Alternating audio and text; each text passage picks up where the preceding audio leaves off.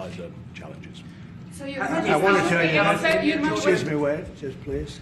I didn't know that, what you just said, 2,000 children with cancer or other problems, and that's really a beautiful gesture. That's really good, and we appreciate it. And we'll be working on the rest with Egypt. I think you're going to see some great progress. I think with Jordan, you're going to see some great progress. 3 of us, and we'll have some others helping, and we're going to have some others at a very high level helping, and the whole thing will come. It's not a complex thing to do. And with the United States being in control of that piece of land, a fairly large piece of land, you're going to have stability in the Middle East for the first time. And the Palestinians, or the people that live now in Gaza, will be living beautifully in another location. They're going to be living safely. They're not going to be killed, murdered, and having to leave every 10 years, because I've been watching this for so many years. It's nothing but trouble. Everyone's being killed. They're being robbed. It's like living in hell, and they're going to end up having a great home, great families that don't have to get mugged and killed and beaten up and harassed by Hamas and everybody else. And I know we'll be able to work something. And what you just said about the 2,000 is fantastic. It's so beautiful. It's music to my ears. But we're going to be able to work something, and I know we'll be able to work something also with I believe, not 100%, but 99%. We're going to work out something with Egypt. Mr. President, during your election campaign, Mr. President, how is the U.S. going to own Gaza? Your White House has made clear taxpayer dollars won't be used for this. So what money are you going to use to buy Gaza? We're not going to buy anything. We're going to have it. We're going to keep it, and we're going to make sure that there's going to be peace, and there's not going to be any problem, and nobody's going to question it. And we're going to run it very properly, and eventually we'll have economic development at a very large scale, maybe the largest scale on that site. And we'll have lots of good things built there, including hotels and office buildings and housing and other things. And we'll make that site into what it should be. And the people from Gaza who wouldn't be able to be there for years, because you're talking about just to get it and prepare it and to take care of all of the problems that currently it has, as you know, tunnels, and people are in those tunnels, and you have some good people and some bad people, and you may have hostages right now. You know, you have the hostages possibly there. They don't know where they are. And, you know, I have a Saturday deadline, and I don't think they're going to make the deadline personally. I think they want to play tough guy, but we'll see how tough they are. But it's going to be a wonderful thing. It's going to be wonderful for the Middle East. I think it'll turn the Middle East. I think you're going to have peace in the Middle East. You're going to eventually have peace in the Middle East. Couldn't this deadline risk undermining the talks that you're having with the King today, and risk the kind of wider peace that you're trying to? No, because that's not. We're not talking about a big situation. We're talking about something that can go very quickly. We're talking about it's going to go quickly. It's not going to take a long time. Okay. That's not going to take a long time. You know bullies? You know what a bully is, right? You know the bully, I've always, and I found it throughout my life, a bully is the weakest person. And they're bullies. Hamas is bullies. The weakest people are bullies. You know that, right? All right, go ahead. Mr. President, you were saying that Palestinians will live somewhere else safe. Where exactly do you want them to live? Well, it's not where I want them to live. It's going to be where we ultimately choose as a group. And I believe we'll have a parcel of land in Jordan. I believe we'll have a parcel of land in Egypt. We may have someplace else, but I think when we finish our talks, we'll have a place where they're going to live very happily and very safely. And, you know, don't forget, they only want to be on the Gaza Strip because they don't know anything else. They've never had an alternative. And they don't want to be on the Gaza Strip, but they have no choice. They have to be. And they're being killed there at levels that nobody's ever seen. No place in the world is like as dangerous as the Gaza Strip.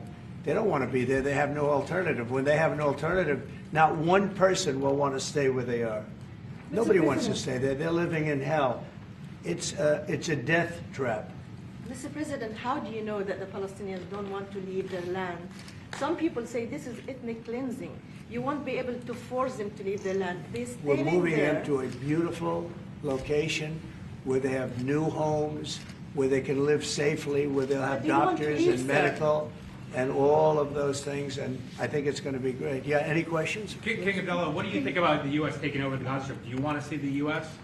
own the Gaza Strip? Well, I think, as I said earlier, the President is looking at Egypt coming to present their plan.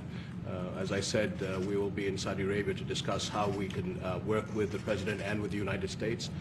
So I think let's wait until the Egyptians can come and present to the President and not get ahead of ourselves. And is there a parcel of land in Jordan that you're willing to have Palestinians? Well, I think what we said, I have to look at the best interests of my country. I think the President is very happy that we do this thing with 2,000 children as quickly as possible.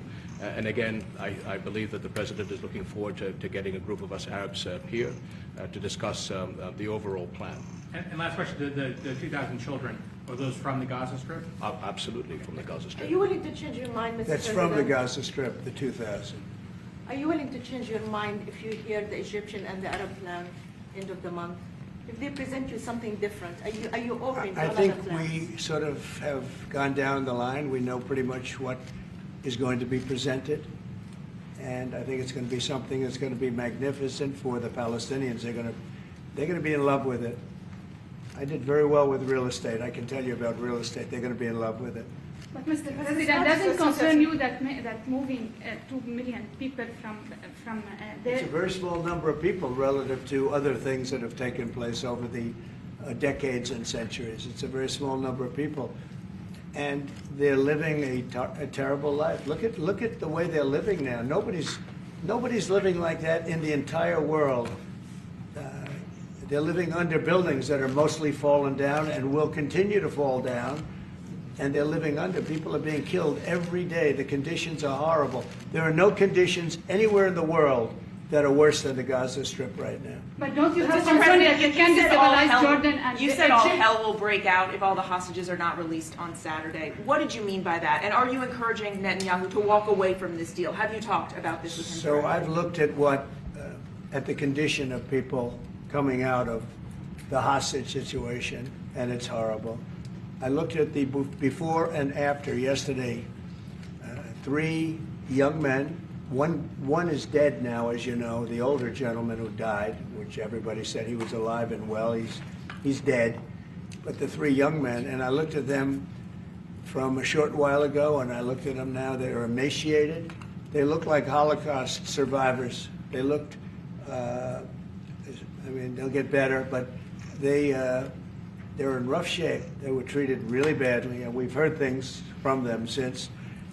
And I think the reason that Hamas is playing so cute is because they saw the reaction to these 3 people that came out, and the other was, look, the one young lady had her hand blown off practically, and they were not in great shape either. But she's missing her fingers and a big part of her hand. You know what she did? She was stopping a bullet that was aimed at her. She went like that, and it blew off her hand. Now, I think I think they want time, because I think the people that they have living are in such bad shape, because they're sending the most healthy people out because they don't want to send the least healthy people out. And there was an uproar when they saw the people from yesterday. So these people are, so I don't want to do 2 and then we do another 2 in another week and then we do 4 in 3 weeks. No. They either have them out by Saturday at 12 o'clock or all bets are off. Mr. President, would you still consider withholding aid to those countries if they don't accept your plans to accept? Well, I don't want to say that because we've had such a good relationship and we're doing so well just in the short time that we've been talking.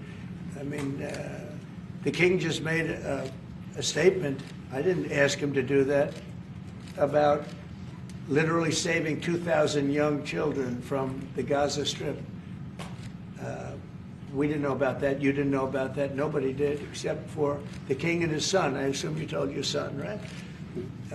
And I just thought it was great. No, I think we'll do something. I don't have to threaten with money. We contribute a lot of money to Jordan and to Egypt, by the way, a lot, to both.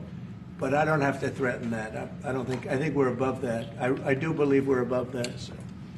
Would you consider other countries, not Jordan and Egypt? There was talks about Indonesia, Albania, other places. Yeah, sure, we will. And we have other countries that want to get involved. We have a lot of people that want to get involved. There's a great sense of wanting to help the Palestinians. There's a lot of good countries out there, people that rule those countries with big hearts, and this gentleman is at the top of the list. And if they don't want to leave, how are you going to force them, Mr. President? Oh, they're going to be great. They're going to be very happy. Can you Your give us just Majesty, Your Mr. Majesty, President, should we may I- expect that the may I- Jordanian response would be part of a coordinated Arab response? The response will be from a multitude of countries, Arab, international. I know the Europeans want to step in. And again, we'll probably have to look to the help of the United States to make sure that COGAT, which is the clearing agency on the Israeli side, makes it as efficient as possible, because 2,000 kids, the best way to get to them is by helicopters and get them straight to our institutions. I also believe that quite a few countries would also probably like to take some of those kids and have That's them right. treated in their hospitals. So Yeah, we this hope to should have launch been this done. ASAP. Yes, and that's right. This should have been done by the Biden administration, but, you know, they didn't do anything. They didn't know what the hell they were doing. So this should have been done by the Biden administration. This should have never happened, because October 7th would have never happened if I were president. Zero chance of happening. You wouldn't have had that whole mess where the Middle East got blown up, and you wouldn't have had Ukraine and Russia fighting. That would have never happened. And by the way, we're making good progress there, I think. I really think we're making some very good progress. Mr. President, President, you said team, are you before that putting in the charge U.S. of it? would buy Gaza, and today you just said we're not going to buy Gaza. We're not going to have to buy. We're going to have Gaza. We don't have to buy. There's nothing to buy. We will have Gaza. What does that mean? No reason to buy. There is nothing to buy. It's Gaza. It's a war-torn area. We're going to take it. We're going to hold it. We're going to cherish it. We're going to get it going eventually, where a lot of jobs are going to be created for the people in the Middle East. It's going to be for the people in the Middle East, but I think it could be a diamond. It could be an absolute tremendous asset for the Middle East, and you're going to have peace. It's going to bring peace in the Middle East. Gaza, the way it is right now, every 10 years you're going to have the same thing happening. I've watched it so long, all the death and destruction of Gaza. The civilization's been wiped out in Gaza. No, it's going to be a tremendous thing. It's fronting on the sea. It's going to be a great economic development job. It's going to put people to work, a lot of people to work, and those people are all going to be from the Middle East. And just to follow up with one on that for King Abdullah, can you clarify again, sir, how do you feel about the U.S. taking Gaza, as the president said? Well, again, this is something that we, as Arabs, will be coming to the United States with something that we're going to talk about later to discuss all these options. And Mr. President, take it under what authority? It is sovereign territory. Under the U.S. authority. And Mr. President, would you seek to personally develop property in Gaza after this No. happens? No, I've had a great career in real estate. Mr. I don't- President, You know, when you've done what I've done in the last number of years, including the 4 years that we should have been doing something else, frankly, because people see that now for sure. But when you've done what I've done, you can just do more good for people when you're president. When you're president, we can do things. This is all things that should have been done, but actually things that shouldn't have had to be done. Gaza, absolutely, it would have been so great if the Biden administration would have started this. But actually, in all fairness to them, it was. They should have never let it happen. It did happen, and because of the fact that they let this happen, this catastrophe of October 7th, something like this becomes practical and very real, meaning the development and all of the things that I've talked about with respect to the Gaza Strip. If you didn't have the October 7th catastrophe, and it was a horrible catastrophe, then probably you wouldn't be talking about that. But the only thing I can say is this is going to bring stability and peace to the Middle East.